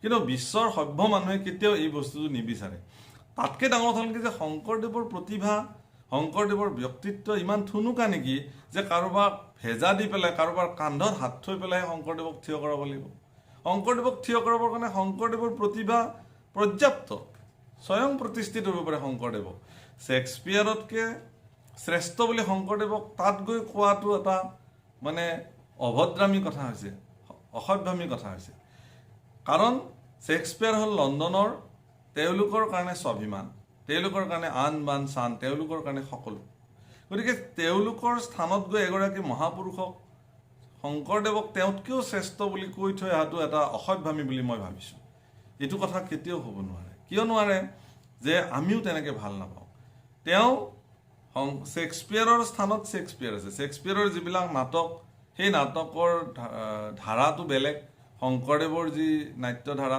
সেইটো সম্পূৰ্ণ বেলেগ। শংকৰদেৱৰ নাট্যধাৰা হ'ল সম্পূৰ্ণ আধ্যাত্মিক, শ্বেক্সপিয়াৰৰ নাট্যধাৰা হ'ল সম্পূৰ্ণ বস্তুবাদী। গতিকে দুজনৰ দুটা বেলেগ ধাৰাত, তেওঁৰ ধাৰাত তেওঁ শ্ৰেষ্ঠ, এওঁৰ মহাপুৰুষৰ ধাৰাত মহাপুৰুষ শ্ৰেষ্ঠ। গতিকে তাৰে কাৰণে আপুনি যদি কাৰোবাক শ্ৰেষ্ঠ কৰিবৰ কাৰণে কাৰোবাক নিজ কৰাৰ কোনো যুক্তি নাই নহয়, কাৰোবাক স্পৰ্শ কৰিব নালাগে।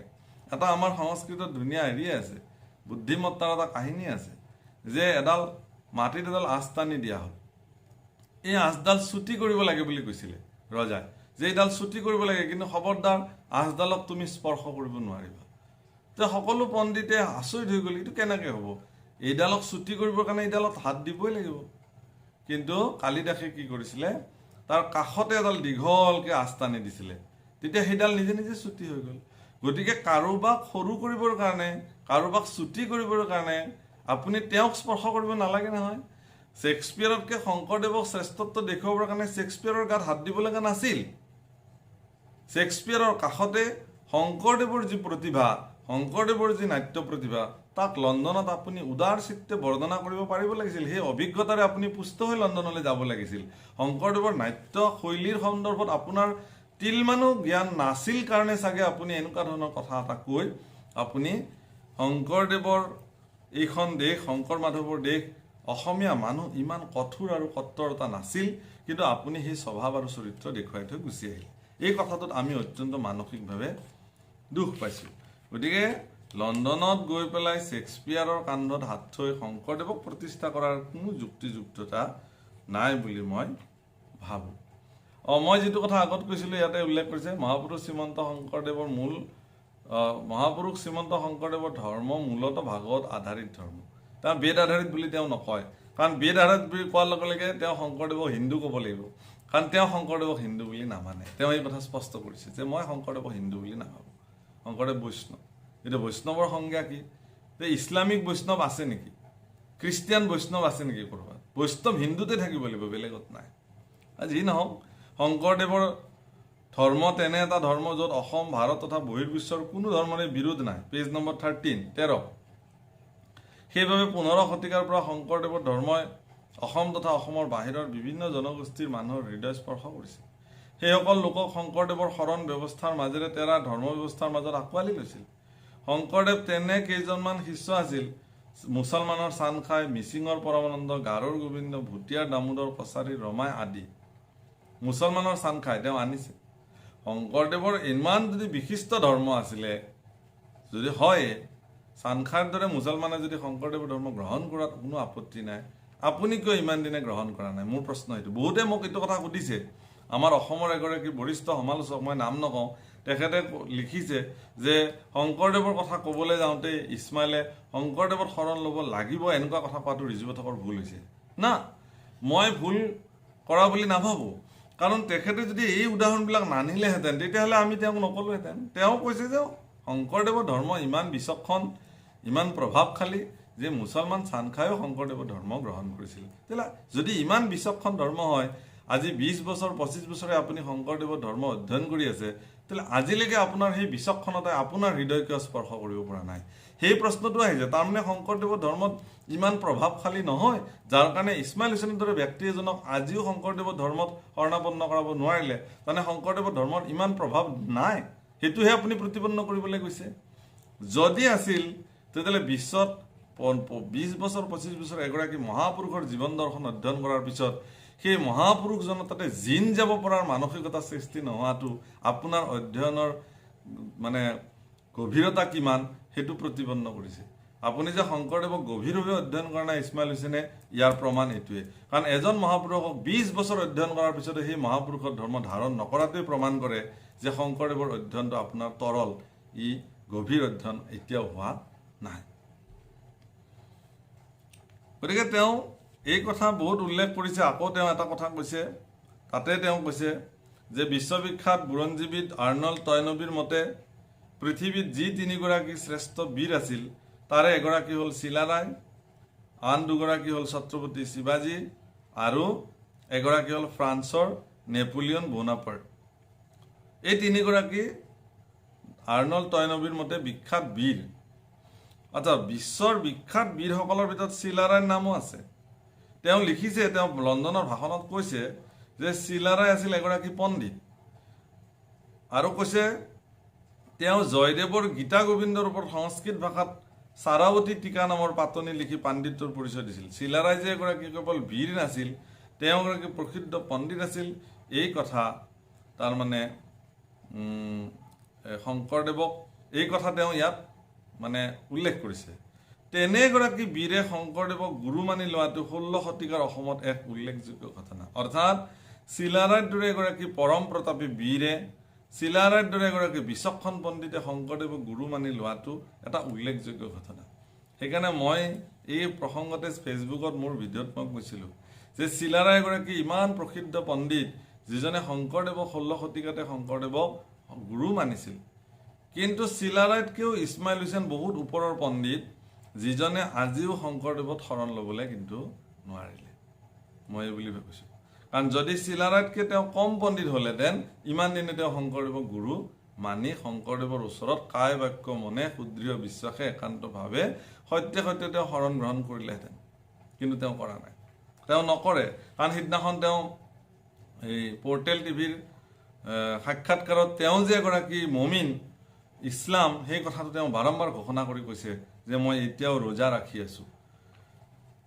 তেওঁ আজান পীৰৰ কথা কৈছে যে আজান পীৰৰ যিবিলাক জিকিৰ সেইবিলাক তেওঁ বৰগীতৰ লগত সমসাময়িক স্থানত দিছে। মোৰ কিন্তু এই কথাটোত মোৰ একেবাৰে মই হজম হোৱা নাই, কাৰণ বৰগীতবিলাক হ'ল ধ্ৰুপদী সংগীত। ভাৰতীয় মাৰ্গীয় সংগীতৰ বৈশিষ্ট্য বৰগীতসমূহত উল্লেখ আছে। যেনে বৰগীত এইকাৰণে তাক সেইসমূহ মানে ধ্ৰুপদী সংগীত এইকাৰণে গুৰুজনাই বৰগীত বুলি ৰচনা কৰা নাছিল।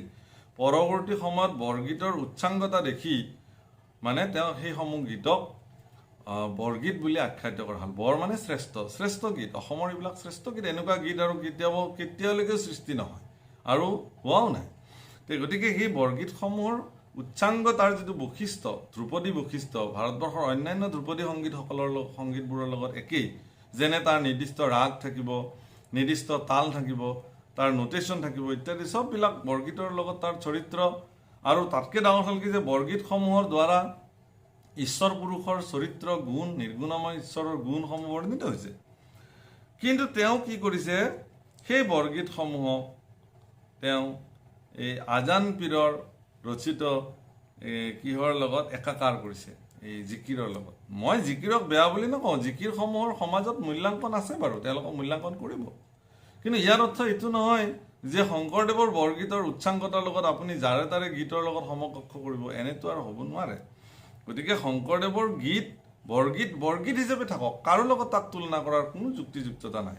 সি মাৰ্গীয় সংগীত, উচ্চাংগ সংগীত, অত্যন্ত মানে বৈজ্ঞানিক দৃষ্টিভংগীৰে নিৰ্মাণ কৰা, সাংগীতিক দৃষ্টিভংগীৰে নিৰ্মাণ কৰা কিছু গীত, যিটো জিকিৰ জাৰিৰ লগত তুলনাই নহয়। জিকিৰ জাৰিৰ সুকীয়া অস্তিত্ব আছে, আমি তাক অৱজ্ঞা নকৰোঁ, কিন্তু শংকৰদেৱৰ বৰগীতৰ লগত জিকিৰ জাৰিৰ তুলনা হয়। তেওঁ আনকি এনেকুৱা পৰ্যায়লৈ গুচি গৈছে যে আজান ফকীৰে হেনো লিখিছিল, শংকৰদেৱে ৰীতি, মাধৱদেৱে পীৰিতি, গোপালদেৱে স্বৰূপৰ মণি, শ্ৰীকৃষ্ণৰ মণি কণ্ঠতে পিন্ধি লৈ ব্ৰহ্মাণ্ডত লগাই গ'ল ধনী। অকল ভাষণটোত নহয়, ইছমাইল হুছেইনৰ কেইবাখনো গ্ৰন্থ মোৰ হাতত আহি পৰিছে, তন্নকে মই গ্ৰন্থসমূহ অধ্যয়ন কৰিছোঁ। তেওঁ প্ৰত্যেকখন গ্ৰন্থতে, প্ৰত্যেকটো প্ৰবন্ধতে, প্ৰায় প্ৰবন্ধতে তেওঁ এই কথাবিলাক উল্লেখ কৰিছে। এই কথাটো বিশেষভাৱে শংকৰদেৱে ৰীতি, মাধৱদেৱে পীৰিতি, গোপালদেৱ স্বৰূপৰ মণি, শ্ৰীকৃষ্ণৰে মণি কণ্ঠতে পিন্ধিলে ব্ৰহ্মাণ্ডত লগাই গ'ল ধনী। ইয়াৰ ব্যাখ্যা তেওঁ কৰিছে। তেওঁ কি বুলি লণ্ডনত কৈছিল মই হুবহু মাতি দিছোঁ, চাব। ইয়াত শংকৰদেৱ বুলি কওঁতে হজৰত মহম্মদ, মাধৱদেৱ বুলি কওঁতে খাজা মঈনুদ্দিন চিস্তি, গোপালদেৱ বুলি কওঁতে গিয়াছুদ্দিন আউলিয়া, আৰু শ্ৰীকৃষ্ণৰ মণি বুলি কওঁতে তছবিহক বুজাইছে। এই তছবি হ'ল ইছলামৰ লা ইলাহা ইল্লাল্লাহু মুহাম্মাদুৰ ৰাছুলুল্লাহ, অৰ্থাৎ আল্লাহৰ বিনে আন কোনো সৃষ্টিকৰ্তা নাই। এই কথাটো তেওঁ ইয়াত বৰ্ণনা কৰিছে। এতিয়া আপোনালোকে যদি মানিব পাৰিব। মই কিন্তু 100 বাৰ কৰিলেও নামানো, ডিঙি কাটি দিলেও নামানো যে শংকৰদেৱে হজৰত মহম্মদৰ স্থানত হজৰত মহম্মদ আমি শতকোটি প্ৰণাম কৰোঁ। হজৰত মহম্মদৰ প্ৰতি আমাৰ তিল মানুহ খেদ নাই। কিন্তু শংকৰদেৱে হজৰত মহম্মদ হ'ব নোৱাৰে। হজৰত মহম্মদো শংকৰদেৱ হ'ব নোৱাৰে, শংকৰদেৱো হজৰত মহম্মদ হ'ব নোৱাৰে। এইবিলাক বেলেগ ধৰণৰ কথা। মাধৱদেৱৰ লগত মঈনুদ্দিন সৃষ্টিৰ ইতিহাস বুৰঞ্জী পঢ়িলে আপোনালোকৰ ভয় লাগি যাব শুনিলে। তেওঁৰ লগত মিলাইছে, গোপালদেৱক গিয়াছুদ্দিন আউলিয়াৰ লগত মিলাইছে, আৰু শ্ৰীকৃষ্ণৰ মণি কণ্ঠত মিলে কৃষ্ণমণিটো তেওঁ তছবিহক বুজাইছে, লা ইলাহা ইল্লাল্লাহু মুহাম্মদ ৰাছুলুল্লাহ, এইবিলাক বুজাইছে। অৰ্থাৎ আল্লাহতকৈ শ্ৰেষ্ঠ দেৱতা নাই। তাৰমানে শংকৰদেৱে জানিবা বিষ্ণুকে সমস্ত জগত সাৰ, এই কথাটো কৈছে। আৰু তেওঁৰ মতে শংকৰদেৱে আল্লাহত বিনে আৰু শ্ৰেষ্ঠ সৃষ্টিকৰ্তা নাই। কাৰণ আপোনালোকে যদি, আমি বাৰু মানি ল'ম যে কৃষ্ণ মানে আল্লাহ, ইছলামে মানিবনে নামানিব? ইছলামে আল্লাহ মানে কৃষ্ণক মানিব নেকি? মোক এজন মৌলবীৰ পৰা স্বীকৃতি কৰাই দেখাওক, যে এজন মৌলবীয়ে দেখুৱাই দিয়ক তেওঁলোকৰ কোৰাণ হাদিছৰ সূত্ৰ মতে যে আমি আল্লাহ মানে কৃষ্ণক বুজি পাওঁ। তেওঁলোকে আমাক কাফেৰৰ ভগৱান বুলি কয় কৃষ্ণ, তেওঁলোকে নামানে কৃষ্ণক ভগৱান বুলি। কোনো ইছলাম ধৰ্মত মনাৰ নিয়ম নাই, এই কথা স্পষ্ট। তেওঁলোকে জানে এই কথা, তেওঁলোকে বেয়াও নাপায়, কোনো মুছলমানে এইটো কথা বেয়া নাপায়। আমিও কৃষ্ণ মানে আল্লাহ বুলি, আমি কৃষ্ণৰ ঠাইত আমি আল্লাহ নাম কেতিয়াও নলওঁ, আৰু ইছলামেও আল্লাহৰ ঠাইত কৃষ্ণৰ নাম কেতিয়াও নলয়, আৰু ল'বও নালাগে মোৰ মতে। সেইটো সমন্বয়ৰ নামত অত্যাচাৰ হ'ব, সমন্বয়ৰ নামত আতিশয্যা হ'ব। এইবিলাক কাম কেতিয়াও নহয়। নিজৰ নিজৰ স্থানত সকলোৱে নিজৰ নিজৰ স্থানত সুবিধাজনক আৰু কমফৰ্টেবল, যিটো সুবিধাজনকভাৱে তেওঁলোকে থাকিব। গতিকে এইবিলাক কথা কৈ তেওঁ আচলতে কি পৰ্যায়ত শংকৰদেৱক, কেনেকুৱা এটা কি বিভৎস ৰূপত শংকৰদেৱক লণ্ডনত প্ৰতিষ্ঠা কৰি থৈ আহিলে ভগৱান জানে। এনেকুৱা আৰু অনেক কথা শংকৰে কৈ গ'ল। ইয়াত আকৌ তেওঁ দিছে যে চাৰি বেদে জ্ঞানকে কয় অ আল্লাহ, চাৰি বেদে জ্ঞানকে কয়, চাৰি বেদ পঢ়িলো জ্ঞানকে নুবুজিলো, জ্ঞানৰ নাই পৰিচয়। চাৰি বেদে বোলে জ্ঞানকে কয়, বুজি পালো, ঠিকে আছে। চাৰি বেদ জ্ঞানকে কয়, চাৰি বেদ পঢ়িলো জ্ঞানক নুবুজিলো, জ্ঞানৰ নাই পৰিচয়। তেওঁ চাৰি বেদ, আজান ফকীৰে চাৰি বেদ পঢ়ি তেওঁ জ্ঞানক বুজি নাপালে, কাৰণ জ্ঞানৰ পৰিচয় তেওঁ বেদত নাপালে। এই কথা জিকিৰৰ জৰিয়তে হেনো উল্লেখ কৰিছে। আৰু এই কথা নি শংকৰদেৱৰ লগত ৰিলেটেড কৰি ইছমাইল হুছেইনে এই কথা বৰ্ণনা কৰিছে। কিহত? এইটো লণ্ডনত। মই এটা কথা সুধিব খুজিছিলোঁ, তেখেতক সুধিছিলোঁ যে সংস্কৃত ভাষা নাজানিলে বেদ পঢ়িব নাজানে। আজান ফকীৰ বোলা ব্যক্তিগৰাকীয়ে সংস্কৃত ভাষা জানিছিল নেকি? যদি জনা নাছিল তেতিয়াহ'লে তেওঁ বেদ কেনেকৈ পঢ়িব? যদি জানিছিল তেতিয়াহ'লে বেদৰ জৰিয়তে বেদত জ্ঞান নাই বুলি তেওঁ কেনেকৈ সিদ্ধান্ত দিলে? বেদৰ বোলে নাই পৰিচয়, জ্ঞানৰ বোলে নাই পৰিচয়। এনেকুৱা ধৰণৰ বিভ্ৰান্তি কথা কৈ তেওঁ কাক কি বুজাব বিচাৰিছে মই হ'লে ধৰিব পৰা নাই। মই হাতযোৰ কৰি বাৰম্বাৰ তেওঁক কৈছোঁ যে, মই বিনম্ৰতাৰে কৈছোঁ, হুছেইন ডাঙৰীয়া, আপোনাৰ উদ্দেশ্য কি? আপুনি চিধা চিধিকে বুজাওক। কি প্ৰতিষ্ঠা কৰিবলৈ আপুনি লণ্ডনত গৈ শংকৰদেৱক ইমান বিভ্ৰান্তিৰে আপুনি কৰিলে? আৰু এই কথাবিলাক তেওঁ প্ৰত্যেকখন ভাষণত কয়। অসমৰ গাঁৱে ভূঞে সহজ সৰল আমাৰ অসমীয়া মানুহবিলাকৰ আগত তেওঁ এই কথাবিলাক কয়। আমাৰ সহজ সৰল মানুহবিলাকে ভালকৈ কীৰ্তনে পঢ়িব নাজানে, যদি নামঘোষাই ভালকৈ অনুভৱ কৰিব নাজানে, তেনেকুৱা সহজ সৰল মানুহবিলাকক আপুনি যদি এই কথাবিলাক মগজুত সোমাই দিয়ে, তেতিয়াহ'লে আমাৰ মানুহবিলাকে কি বুজি পাব? যে আমাৰ মানুহবিলাকে ভ্ৰান্ত ধাৰণা এটা নল'বনে বাৰু?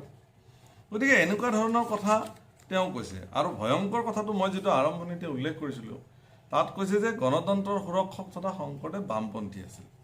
তেওঁ বৰ ডাঙৰ কথা এটা কৈছে, এইটো অত্যন্ত গুৰুত্বপূৰ্ণ কথা। তেওঁ কৈছে যে সামন্তবাদী ব্যৱস্থাৰ মাজত থাকিও শংকৰদেৱে প্ৰতিষ্ঠানিক চিন্তা চৰ্চাৰ বিপৰীতে সমাজত নতুন চিন্তা চৰ্চাৰ সূচনা কৰিছিল। সেয়েহে শংকৰদেৱক আমি তৃতীয় দিনৰ এগৰাকী বামপন্থী বুলি অভিহিত কৰিব পাৰোঁ।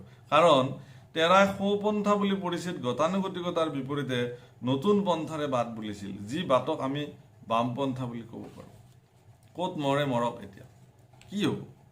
ক'ত পালে এইবিলাক কথা? শংকৰদেৱ বামপন্থী আছিল। বামপন্থীৰ চৰিত্ৰ ইয়াত বৰ্ণনা হৈছে। কাৰ্ল মাৰ্ক্স বামপন্থী, সকলোৱে জানে কাৰ্ল মাৰ্ক্সৰ চৰিত্ৰ। ঘৈণীয়েকৰ ওপৰত মানে খাইছিলে, ঘৈণীয়েক থাকোঁতেই, ঘৈণীয়েকৰ উপস্থিতিত তেওঁ এগৰাকী মানে তেওঁৰ ঘৰত কাম কৰা মহিলাক গৰ্ভৱতী কৰাইছিলে। তেনেকুৱা এগৰাকী কাৰ্ল মাৰ্ক্স, তেওঁৰ আদৰ্শ বামপন্থা সকলোৱে জানে। নিৰীশ্বৰবাদী, ঈশ্বৰ নামানে। এনেকুৱা অস্তিত্বৰ লগত শংকৰদেৱক মিলাব যোৱাটো এওঁৰ ধৃষ্টতা ক'ত পালে? ইমান সাহস তেওঁ ক'ত পালে ইছমাইল হুছেইন? আৰু তেওঁ কি কৰিলে? ভয়ংকৰ কামটো কৰিলে কি? এইখন পঞ্চম সংস্কৰণ। ইয়াত কিন্তু তেওঁ শব্দটো নিজববীয়াকৈ সৃষ্টি কৰি অসমৰ মানুহৰ মাজত বিভ্ৰান্তি সৃষ্টি কৰিবৰ কাৰণে তেওঁ কি কৰিলে, আধ্যাত্মিকতাবাদী বামপন্থী বুলি উল্লেখ কৰিলে। শংকৰদেৱ হেনো এগৰাকী আধ্যাত্মিকতাবাদী বামপন্থী আছিল। ক'ত পালে তেওঁ? আধ্যাত্মিকতা বামপন্থী মানে আধ্যাত্মিক হ'ল সম্পূৰ্ণ ঈশ্বৰ সম্বন্ধিত এটা শব্দ, আৰু বামপন্থ হ'ল এটা নিৰীশ্বৰবাদী শব্দ। তেওঁ ইয়াত লিখিছে যে তেতিয়াৰ দিনৰ এগৰাকী আধ্যাত্মিকতাবাদী বামপন্থী বুলি অভিহিত কৰিব পাৰোঁ। পঞ্চম সংস্কৰণ তাত মানুহক বিভ্ৰান্ত কৰিছে। প্ৰথম, দ্বিতীয়, তৃতীয় সংস্কৰণত তেওঁ কেৱল বামপন্থী বুলি কৈছে। তাৰপিছত তেওঁ যেতিয়া দেখিছে যে মোক এইটো মানুহে এতিয়া ধৰি এই কথাৰ উত্তৰ সুধিব, মোক ফান্দত পেলাব, সেইকাৰণে তেওঁ বুদ্ধি কৰি পঞ্চম সংস্কৰণটোত এইটো আচলতে এইটো তেওঁৰ বদমাচি বুদ্ধি মূৰত খেলিলে চাগে। সেইকাৰণে তেওঁ এই কথাটো এই বুলি ক'লে যে আধ্যাত্মিকতাবাদী বামপন্থী। আধ্যাত্মিকতাবাদী বামপন্থী কি শব্দ হ'ব পাৰে? আধ্যাত্মিক মানে সম্পূৰ্ণ ঈশ্বৰ বিশ্বাসী, বামপন্থী মানে নিৰীশ্বৰবাদী নাস্তিক। কেনেকৈ দুটা মিল খাব? বান্দৰৰ নেজ কাটি মানুহ কৰাহে অৱস্থা হ'ল। এই কথা কোনে বিশ্বাস কৰিব, কোনে মানে? তে সেই কথাটো হ'ল কি, তাৰপিছত অসমৰ এগৰাকী খুব সমালোচক, একেবাৰে বৰিষ্ঠ সমালোচক, তেখেতে ক'লে যে ঠিক আছে, যদি বামপন্থী শব্দটো মানুহে বেয়া পায় তেতিয়াহ'লে আপুনি সাম্যবাদী শব্দটো লেখাই দিয়ক। শংকৰদেৱ এগৰাকী আধ্যাত্মিকতাবাদী সাম্যবাদী। আৰে এইটো আৰু ক'ত পালে? আমাৰ নতুন সংজ্ঞা এটা সৃষ্টি কৰিলে। শংকৰদেৱ সাম্যবাদী। সাম্যবাদ মানে কি সাম্যবাদৰ কথা কৈছে? শংকৰদেৱৰ যি ধৰ্ম ব্যৱস্থা তাক কোনো বাদ বিবাদত মহাপুৰুষে আনাই নাই, থোৱাই নাই। এইবিলাক কথা কৈ শংকৰদেৱক আকৌ ঠেক গণ দিলে মানে মহাসমুদ্ৰ এখনক টানি আজুৰি পুতি গন্ধময় নলালে আনিবলৈ বিচাৰিছে নেকি আপোনালোকে? ক'ত পালে এইবিলাক অধিকাৰ? আপোনালোকক কোনে দিছে? যে মানুহে বুজক, মানুহে অনুভৱ কৰক যে এটা ভয়ানক মিছা আৰু কিছুমান ভুৱা তথ্যৰ দ্বাৰা শংকৰদেৱক বিশ্ব প্ৰেক্ষাপটত দাঙি ধৰা হ'ল। এইটো এটা দুৰ্ভাগ্যজনক। 2008 চনত তেওঁ ভাষণটো দি অহাৰ পিছত অসমৰ এগৰাকী বুদ্ধিজীৱী পণ্ডিত ডক্টৰ হীৰেণ গোহাঁয়ে পেপাৰত লিখিছিলে যে ইছমাইল হুছেইনৰ এই ভাষণটো এটা দুৰ্ভাগ্যজনক ভাষণ আৰু এইটো দুশ্চিন্তকৰ। এনেকুৱা ভাষণ দুৰ্ভাগ্যজনক সঁচাকৈ। গতিকে ডক্টৰ হীৰেণ গোহাঁইৰ কথাত ময়ো একমত যে এই ভাষণটো আচলতে এটা দুৰ্ভাগ্যজনক আৰু দুশ্চিন্তকৰ। ইছমাইল হুছেইনৰ লগত মোৰ কোনো ব্যক্তিগত খেদ নাই, আপোনালোকে নাভাবিব। ইছমাইল হুছেইনৰ লগত মোৰ কোনো ধৰণৰ সংঘাত নাই। তেখেতে নিজৰ স্থানত নিজে আছে, মই মোৰ স্থানত মই আছোঁ। তেওঁ নিজকে এগৰাকী গৱেষক, পণ্ডিত, সাহিত্যিক বুলি পৰিচয় প্ৰদান কৰে। মই এগৰাকী শংকৰদেৱ মাধৱদেৱৰ একেবাৰে নিকিন সেৱক বুলি পৰিচয় দিওঁ, আৰু মোৰ সেইটো পৰিচয় মই গোটেই জীৱনত ৰাখিব খুজিছোঁ। তাতকৈ আৰু মোক বেলেগ পৰিচয় দৰকাৰ নাই।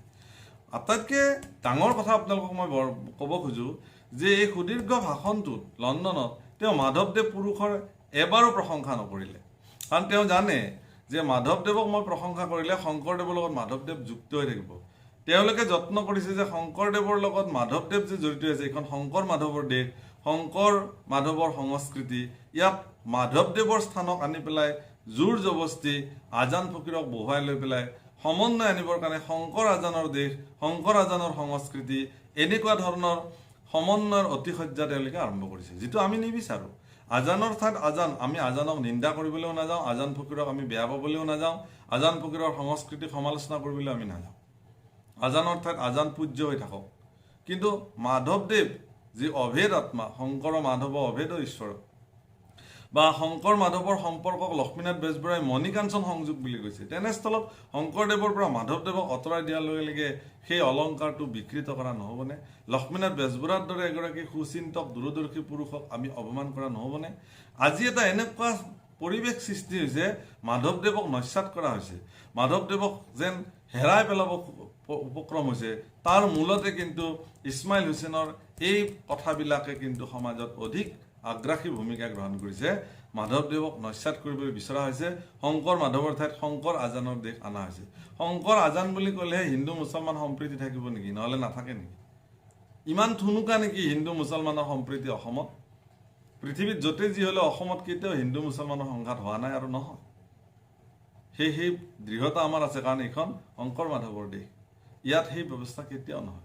গতিকে জোৰ জবস্তি মাধৱদেৱক টানি আজুৰি তাৰ পৰা ছিঙি লৈ গৈ তাতে যদি যোৰা লগাই আঠা লগাই আমি আজানক আনি শংকৰ আজানৰ দেশ কৰোঁ, এই কাম কৰিছে বৃহত্তৰ ধৰ্ম সংগঠনসমূহেও কৰিছে, আপোনালোকে জানে। কিন্তু ই আচলতে এটা সম্পূৰ্ণ কিমান ভাল আৰু সৎকৰ্ম কৰিলে এইটো কিন্তু আজিৰ তাৰিখৰ এটা প্ৰশ্ন উত্থাপন হৈছে। যি কি নহওক, এই ভাষণটোৰ জৰিয়তে শংকৰদেৱক বিকৃত ৰূপত লণ্ডনত তেওঁ প্ৰতিষ্ঠা কৰিলে এই কথা নিশ্চিত। ইয়াৰ এক প্ৰশ্নৰ উত্তৰ আমি বিচাৰিছোঁ, ৰাইজেও বিচাৰিব লাগে, য'তে লগ পায় তাতে তেওঁক সুধিব লাগে, তেওঁৰ পৰা জানিব ইচ্ছা কৰিব লাগে যে আপুনি কিয় শংকৰদেৱক বামপন্থী ক'লে। প্ৰথম প্ৰশ্ন, কি দৃষ্টিকোণৰ পৰা শংকৰদেৱ এগৰাকী বামপন্থী? বামপন্থী মানেতো নিৰীশ্বৰবাদী, বামপন্থী মানেতো নাস্তিক, বামপন্থী মানে এটা বেলেগ আধুনিক ৰাজনৈতিক শব্দ। শংকৰদেৱৰ ক্ষেত্ৰত তেনেকুৱা ৰাজনৈতিক শব্দ প্ৰযোজ্য হোৱাৰ কি যুক্তিযুক্ততা আছে, কি দৃষ্টিকোণৰ পৰা? গতিকে এই ভাষণটোৱে সমাজত বিভ্ৰান্তকৰ সৃষ্টি কৰিব, উঠি অহা প্ৰজন্মক শংকৰদেৱ সম্পৰ্কে এটা ভুল ধাৰণা দিব। ইমানখিনি আলোচনাৰ অন্তত তেওঁ এখন চিঠি লিখিলে যে মই পঞ্চম সংস্কৰণটোত যিহেতু আধ্যাত্মিকতাবাদী বামপন্থী কৰিলোঁ, ষষ্ঠ সংস্কৰণটোত মই আধ্যাত্মিকতাবাদী সাম্যবাদী কৰিব খোজোঁ।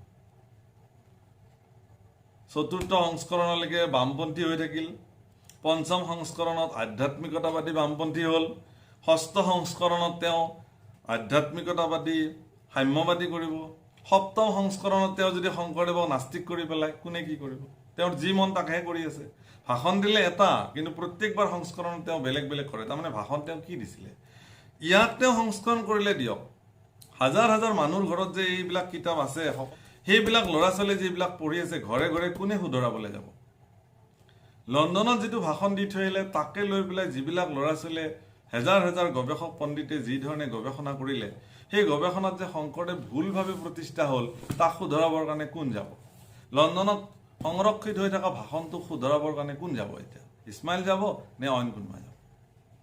আজিৰ তাৰিখত এটা ডাঙৰ প্ৰশ্ন। এই প্ৰশ্ন আপোনালোকেও আগবঢ়ালোঁ।